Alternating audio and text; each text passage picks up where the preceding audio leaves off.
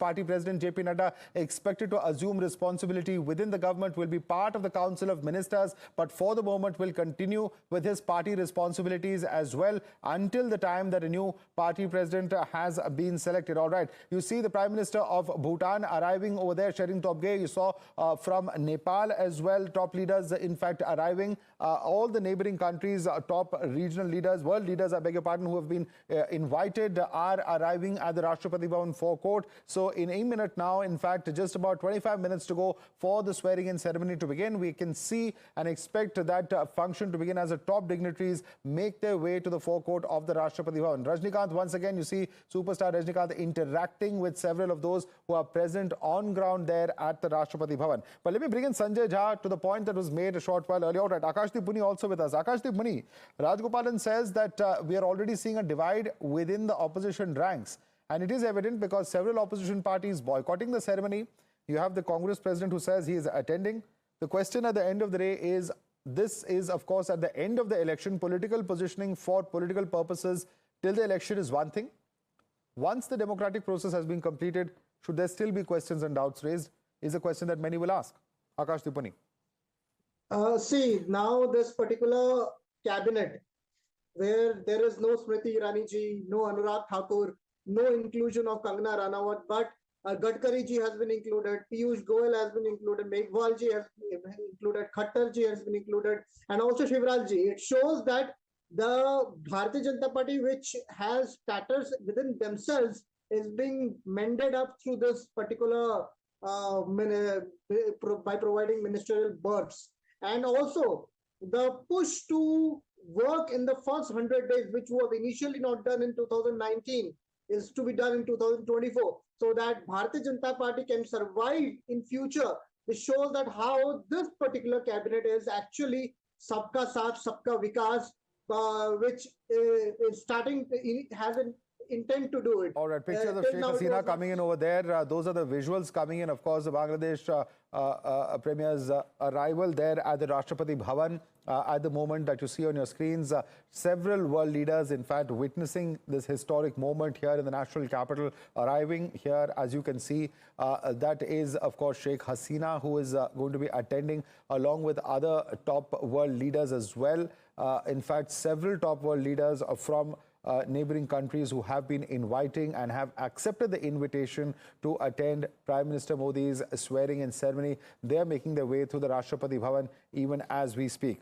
Akashdeep Muni, I had to interrupt you there. Please carry on. Yeah, Madhav, there is this particular government which was initially seen to be much more powerful and much more doing whichever they want to go. But now see the cabinet, and there is no Smriti Irani, no Anurag Thakur, no new inclusions like Kangana Ranawat. Here, this shows that the new government is much more balanced, much more eager to listen to all sides of the case, much more eager to listen to opposition in their own party, who were not with them, who were not listened to. Like, for example, Gadkari ji, who was initially sidelined, who is a very senior leader in Bharatiya Janata Party, who is now in the front ranks, and he may be listened to more, because this is coalition arena and this is no single party rule where Bharatiya Janata Party has got 270 seats on its own. Now this is a scenario where Bharatiya Janata Party has to depend upon coalition alliance, which... All right, Akashdeep Muni there raising a question, Mohan Krishna, about how it is a more inclusive cabinet, I beg your pardon, that we're looking at this point of time. And he says that within the BJP also voices of dissent were ignored earlier. Would you like to respond to him, Mohan Krishna?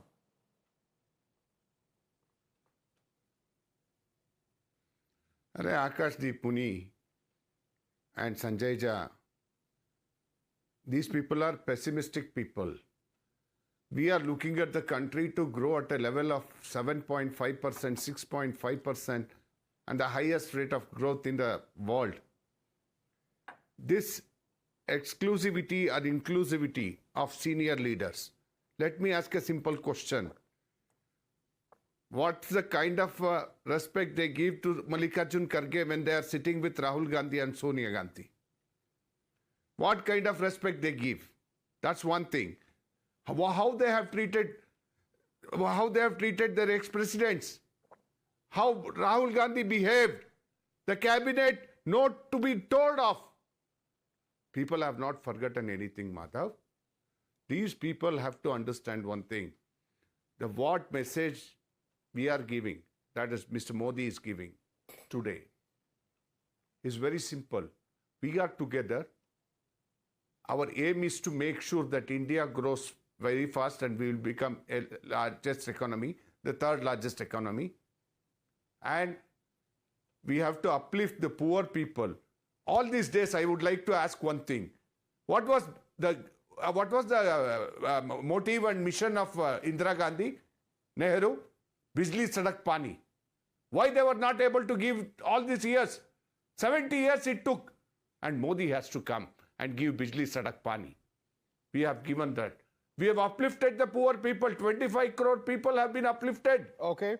We have opportunity. Sanjay Jha, you can't raise questions about respect within the government when within the opposition camp. That's Chief Justice of India, D.Y. Chandrachud, who you see on your screens with his spouse entering, in fact, the Rashtrapati Bhavan forecourt, as you can see on your screens. That is the Chief Justice of India, D.Y. Chandrachud, who's arrived to witness the swearing-in ceremony as well, even as we speak. But Sanjay Jha, quick response from you to what was stated there by Mohan Krishna, that questions cannot be raised of the government when the same yardsticks do not apply to opposition parties. Your response, Sanjay? Madhav, let me tell you, one of the reasons why the opposition parties are not attending, because I spoke to many of them, they hadn't even been invited till 1 p.m. in the afternoon. This tells you that the political arrogance of the BJP will never go away, including its allies.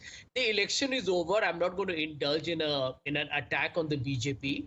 But I think everyone watching your program, Madhav, is fully aware that this government is obviously going to be basically coming down with its own inherent contradictions. Everybody is aware of that. This is a mandate against the BJP from 400 down to 240.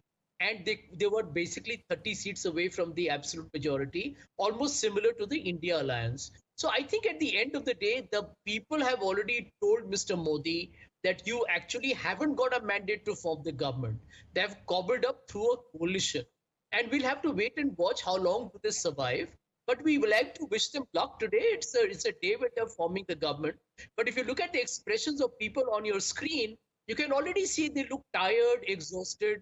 And you can't keep on and on with a laundry list of lies. They catch up with you sooner rather than later. All right. So the allegations and counter-allegations only continue. The government formation process may have been yet to begin in the form of the actual swearing-in ceremony. All right. You can see officials on the dais over there. In fact, that's Chirag Paswan speaking to some of the officials. Some kind of discussion in terms of perhaps the procedure that is being briefed over there to Chirag Paswan even as we speak. If you like this video, then like, share and subscribe to ET Now.